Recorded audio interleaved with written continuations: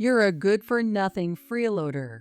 Only people who work and earn money deserve to eat at a fancy restaurant like this. There's no place for you here, Jenny. Let's get you out of here. At her own 60th birthday celebration, my mother-in-law, Susan, said this to me. My husband and relatives just watched in silence. I left in disbelief and shock. My name is Jenny, a 30-year-old housewife. My husband, Mike, is a 33-year-old office worker. We married last year, and I left my job when we tied the knot. Mike's family runs a restaurant. His parents used to manage it together, but his father passed away a few years ago, and now Susan runs it alone. After we got married, we rented an apartment. It was close to Mike's family home. One day, relatives gathered at Mike's family's home for his father's memorial service. My brother-in-law's family was there too. George is Mike's older brother by 3 years. He's married to Emily, and they have 2 elementary school-aged sons. George, like Mike, is an office worker, and Emily is a nurse. They both work. After the memorial service, while everyone was chatting, Susan started talking. George's family must be so busy with both of them working and raising 2 sons, huh? Yeah, it's a lot every day. Emily is a nurse. She works while taking care of the house and kids. It must be tough. Emily nodded with a smile. But nurses work for the good of society. They have a state license. Emily is amazing. Susan praised Emily. I thought, here it comes. And I was right. As expected, Susan turned her attention to me. And compared to that, what does Jenny do during the day? Do you lie around watching TV? I knew it. I thought. Since I married, Susan has compared Emily to me every time the relatives gather and always puts me down. I felt bad inside, but I had to answer Susan's question. During the day, I go shopping, clean, and do housework. When I said this, Susan sneered. A typical housewife, huh? Must be nice, Jenny. Susan said sarcastically. Emily does the housework while being a nurse, right? Susan said, looking at Emily. She balances both and earns money. Emily is really something. Having a nurse in the family is reassuring. She has medical knowledge. Emily looked down, saying nothing, perhaps feeling modest. Due to her age, Susan often goes to the hospital. So, she looks pretty proud of Emily, who works there as a nurse. Susan wasn't just a housewife, she ran the restaurant while raising her kids. So, she probably feels proud that she's always worked. Maybe that's why she likes Emily so much. In contrast, I quit my job when I got married. Susan probably doesn't like that. I had a reason for quitting my job when I got married. My job had rigid quotas, and the pressure was mentally exhausting. I had wanted to leave for a long time, but it wasn't a job I could quit easily without a serious reason. I endured it for a long time. Then I got married to Mike. If I was going to quit, now was the time. That's why I quit my job. Even though I'm a housewife now, I plan to find a new job once I have more mental space. But Susan didn't care about my circumstances and attacked me as if I were a lazy wife who did nothing but stay at home. Jenny, you're still young. You should start working right away. It must be tough for Mike to support everything on his own. Susan kept criticizing me. At times like this, I wished my husband would defend me. But he never said anything to Susan. Mike is a quiet person and always seems overwhelmed by Susan's talkativeness. Jenny, if you're not busy, why don't you help at Mom's restaurant? George suddenly suggested something outrageous. What? My heart started to race. What on earth is George saying? I absolutely don't want to work at Susan's mean restaurant. Ignoring my feelings, Susan seemed eager about the idea. Oh, that's a good idea. No, I can't. I was so flustered that I couldn't get my words out. But Susan smiled and said, Since my husband passed away, it's been hard for me to run the restaurant alone.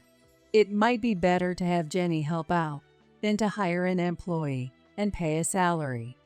George, you're so smart. I can't. Besides, I plan to start a new job once I settle down. I hastily declined. Working under Susan would be even more mentally exhausting than my previous job with its rigid quotas.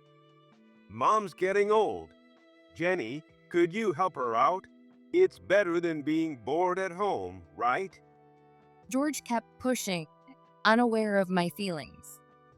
I looked to Mike for help, but he was quietly staring at something. He was looking at the snacks on the table. Instead of helping me, he opened a bag of snacks and started eating. Maybe he didn't want to join the conversation.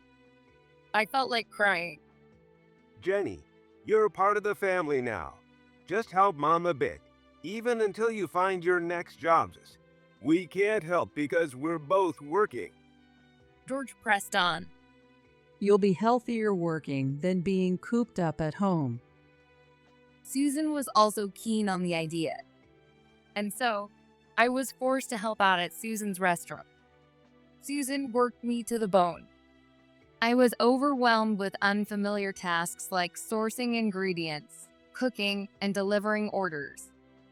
Even after Susan left the restaurant, I had to stay late to clean up the kitchen, prepare for the next day, and manage the restaurant's accounts. Susan even increased the workload with tasks she hadn't done when she was alone, making me do them all. When I got home, I was so exhausted that I couldn't muster the energy to cook dinner. I confided in Mike about the situation. Mike, I can't. It's not just helping a bit, it's overtime every day. I'm about to collapse. Mike seemed to understand my struggles. It looks tough. He seemed to sympathize with me, but he had no intention of confronting Susan. Mike was my only ally, but he wouldn't stand up to Susan.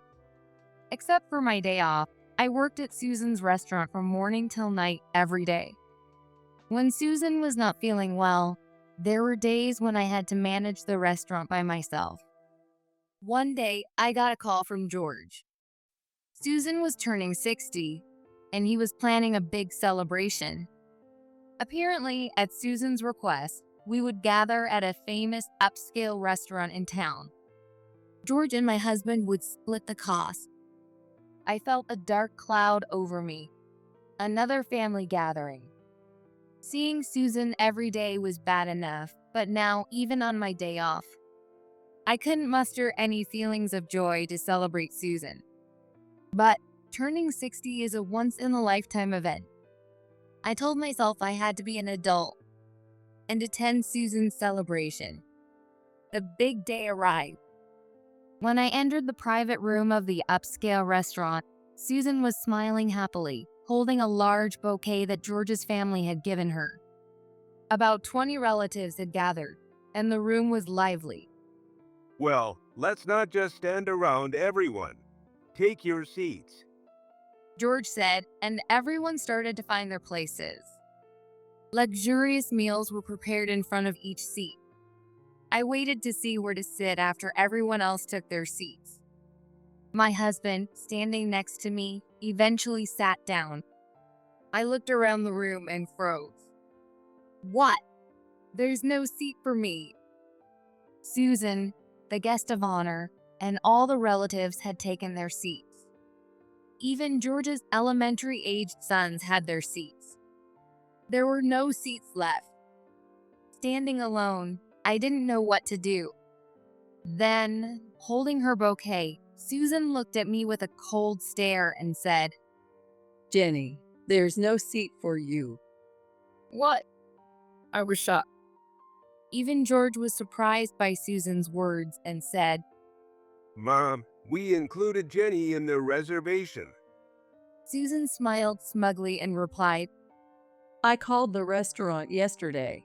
I canceled one seat. What? Why? Today is my 60th birthday. I get to decide. I only want people I like to celebrate with me. Susan said proudly. Then she continued, I'm 60 and still working. All the adults here have jobs and incomes. But, Jenny, you're still young and have no income. Eating such a lavish meal is bad luck for someone without earnings. Hearing this, I couldn't help but respond, But I work at your restaurant every day, Susan. Susan looked down on me and said, That's not work. It's just helping out. What? You see, only by working and earning money can you afford to splurge occasionally. Don't act like you're contributing just by helping around the house. But I don't have an income because What? Susan glared at me. Because no matter how much I work at the restaurant, you never pay me a single cent, Susan. I couldn't hold it in and blurted out. Susan got even more heated and fired back at me. You don't get paid for doing half a job. You're still an apprentice. Susan said, but I managed the restaurant well enough to run it without her. However, Susan's evaluation of me was that I was an unpaid apprentice. Susan raised her voice at me and said, Freeloading parasite. Only people who work and earn money deserve to eat at a fancy restaurant like this. There's no place for you here, Jenny. Let's get you out of here. I was in shock and disbelief. Even though Susan said such horrible things, no one said anything back. Everyone just looked down, not wanting to get involved. I was completely isolated. Even my husband, who should have been on my side, said nothing to support me. What Susan said was absolute. I quietly left the room. As I closed the door, I could hear Susan's cheerful voice. All right, let's shake it off and cheers. I felt utterly miserable. Despite working hard every day at Susan's restaurant without pay, I was called a freeloading parasite. I was indeed living off my husband's salary, but to be insulted so harshly. And no one stopped Susan. My husband ignored me. Even George, who suggested I work at Susan's restaurant, said nothing. I went home alone. The next morning, even though I had to work at the restaurant again, I felt awful. Maybe it was because of the horrible treatment I received yesterday. But that wasn't all. I felt nauseous and dizzy. Could it be? I quickly took out a pregnancy test. The result was positive. I immediately made an appointment with the ob/GYN to confirm. Indeed, I was pregnant. When I suddenly took time off work, Susan was furious. Jenny, it's irresponsible to take time off work without notice. I was swamped by myself. I felt I had to say it. Susan, I'm pregnant. What? Susan was shocked. She was silent for a while, stunned. But after a bit of a while, Susan said, When I was young, I worked until I gave birth. What's a little pregnancy? Work is work. I expect you to keep doing your duties. I was speechless. Susan showed no joy about my pregnancy. Instead, she went on and on about how pregnancy shouldn't be an excuse to miss work. That night, I told my husband about the pregnancy. He was surprised and seemed happy. Well, don't push yourself too hard. But that's all he said. Jenny is pregnant, so don't make her work too hard. Mike didn't say anything like that to Susan. Before we married, I thought he was quiet but severe and kind. Even if he was not good with words, He seemed sincere. But recently, I've realized something. Mike isn't kind, he's cowardly. Even if his own wife is being treated horribly, he's afraid to defend me and face hostility himself. So he stays silent when Susan says something to me. And then he pretends to be kind by saying, "Don't push yourself too hard." Time flew by, and I reached 6 months of pregnancy. I was still working at the restaurant. One day, Susan said to me, Oh, Jenny, can you go pick up the flour? I was shocked. "What?" "Susan, I can't go get the flour with this belly. Can't we have it delivered?" Delivery? No way. Delivery costs money. Just go get it with the car as usual. "But what if something happens to the baby? I can't go pick up heavy flour at this stage." When I said this, Susan glared at me and said, Stop being so spoiled just because you're pregnant. As I said before, we used to work until the day before giving birth. Are you saying I should go get the flour with my bad back? You're still an apprentice, right? Don't talk back. No matter how much I refused, Susan insisted I get the flour. Just then, George happened to come by. He had the day off and decided to visit Susan. I thought about asking George to get the flour. But when George heard the situation from Susan, he said to me, Jenny, you don't have to worry so much. Babies are born no matter what. You're overthinking it. Susan nodded in agreement. That's right. That's right. I couldn't believe it. I've had enough. Staying in this house would tear me apart physically and mentally. I didn't know what would happen to my baby. I quietly opened the door of the restaurant, and I left without saying anything. Jenny? Hey, where are you going? Wait. George just stood there, dumbfounded, watching me leave. I ignored Susan's voice and went home. That night, I told Mike what happened. Today, Susan told me to go buy the flour. What? I told her I couldn't because of the baby and that I couldn't carry heavy things. Then she got mad and said, "Are you saying I should go get it with my bad back?" Oh, I see. Mike looked troubled and said, "Then George came by and told me not to worry because babies are born no matter what." Just telling Mike these things made my anger boil over. That's awful. I hoped that Mike had finally reached his limit too. What you know? Mike sighed and said, Well, there's not much I can do about it. "What?" Even if you tell me, I can't go and get angry on your behalf. Mike gave a wry smile and said this. I pleaded with him desperately. "Mike, don't you care at all about how horribly I've been treated?" It's not that I don't care, but you just have to let the bad stuff slide. "What? So, you're telling me to silently endure whatever they say?" Tears started to flow as I spoke to him. Looking uncomfortable, Mike replied, If it bothers you, you should stand up for yourself. I looked into Mike's eyes and realized something. He had no intention of standing up to Susan or George. He didn't want to cause any trouble. No matter how much I suffered, he would always side with them. I had sensed this before, but I had hoped that when it came down to it, he would support me. I was foolish to have that small hope. I made up my mind and said firmly to Mike, "Mike, I want a divorce." What? Mike's eyes widened in surprise. He looked like he couldn't believe what I was saying. But to me, it was an obvious decision. If I stayed with this husband and his family, I would be worked to the bone like a servant and probably get sick and die young. My unborn child wouldn't be happy either. I spoke to Mike with a stubborn attitude. "I'm serious. You have no intention of protecting me. You're not my husband. You're an ally of my enemies.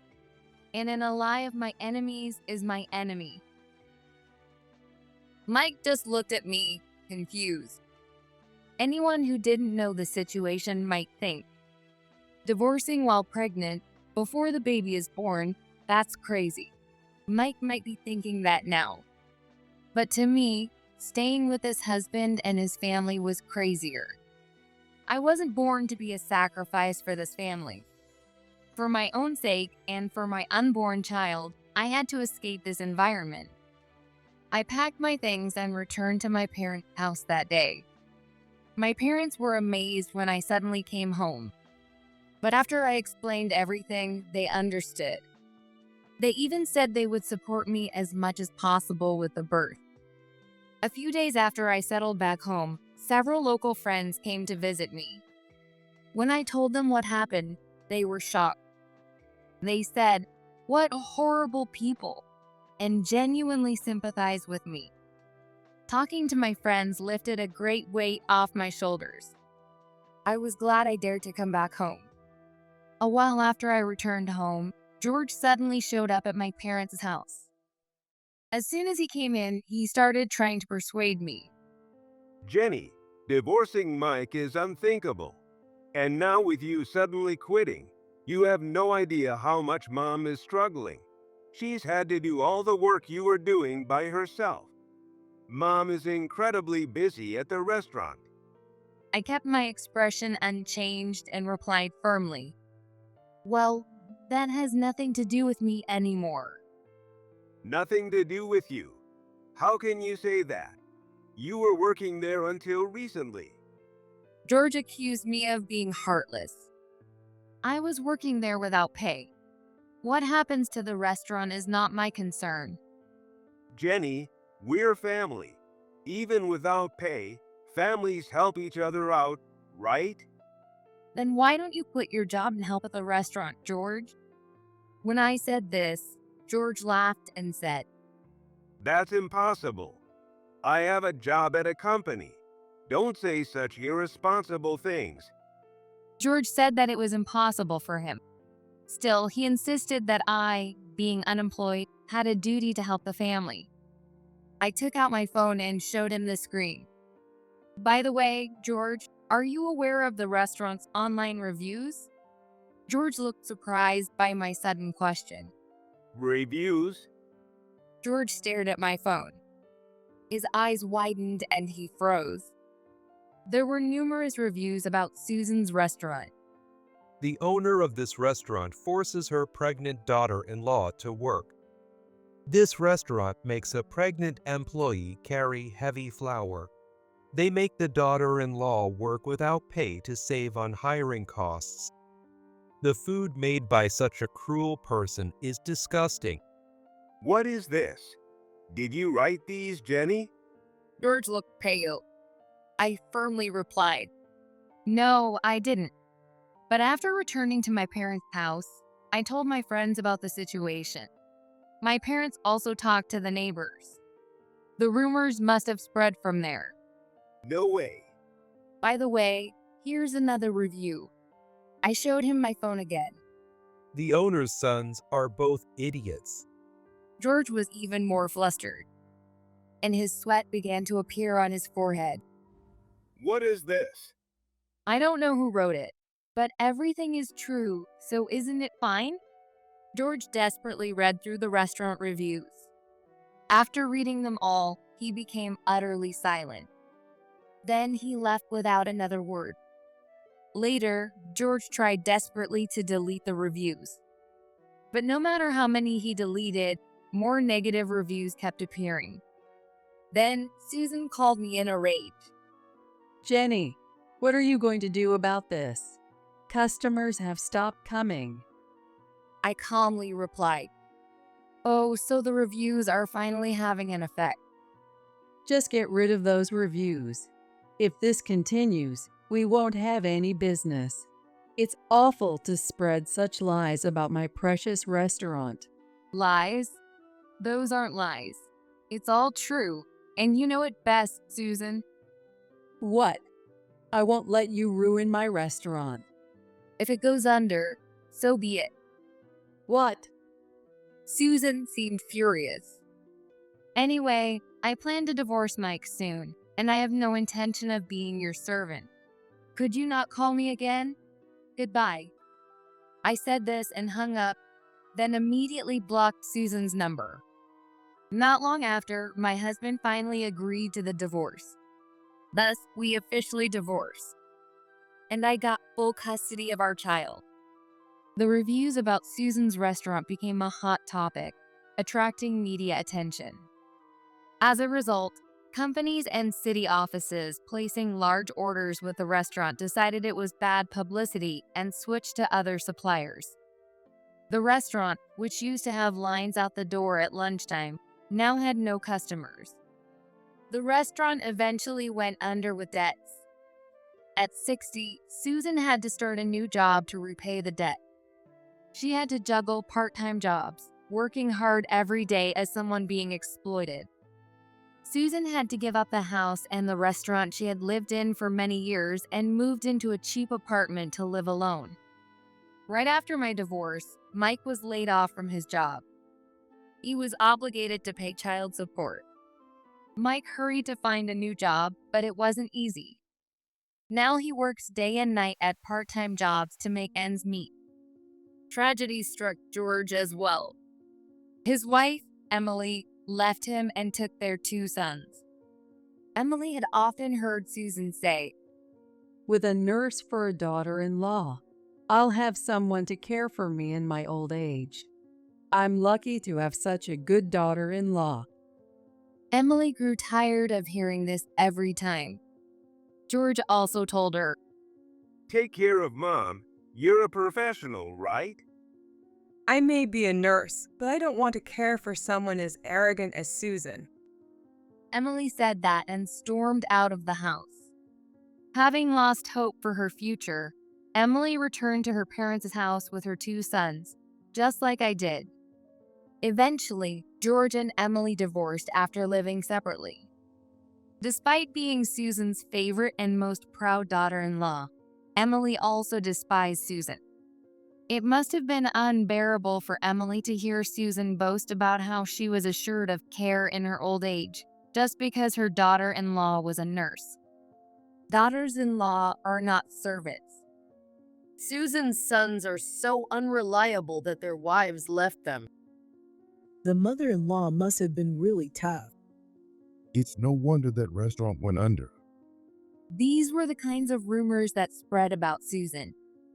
George and Mike, when walking around town, often get pointed at and hear, both brothers got abandoned by their wives. Eventually, I reached my due date, and I gave birth to a healthy baby boy. Of course, it's ideal for a child to be born surrounded by both parents.